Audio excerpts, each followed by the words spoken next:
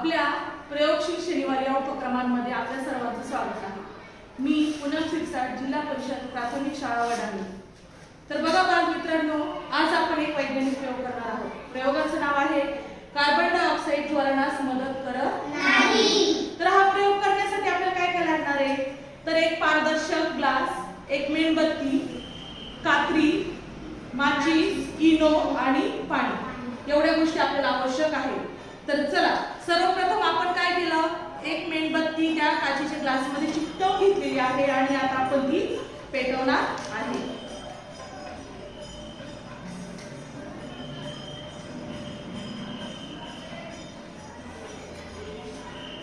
बरं, आता मेणबत्ती पेटलेली। आता ह्या ग्लासामध्ये आपण मेणबत्तीच्या आजूबाजूला पाणी टाकणार आहे।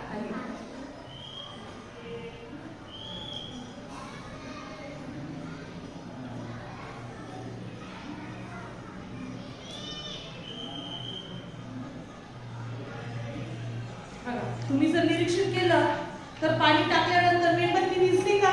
नाही विझली, कारण मेणबत्तीच्या ज्वलनासाठी आवश्यक असलेला ऑक्सिजन हा वायू त्याला मिळत आहे। आता आपण एक प्रयोग करणार आहोत पुढचा, तो म्हणजे एक इनो घेणार आहे आणि इनो आपण त्या ग्लासाच्या मेणबत्तीच्या आजूबाजूला टाकणार आहे। आता बघा काय प्रयोग होतो।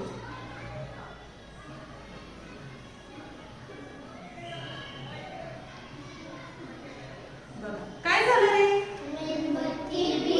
मेणबत्ती विझली। का झालं असेल बरं असं?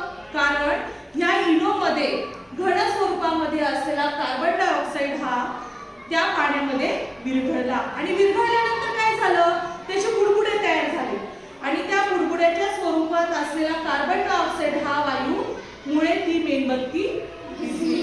म्हणजे याच्यावरून आपल्याला काय सिद्ध होतं,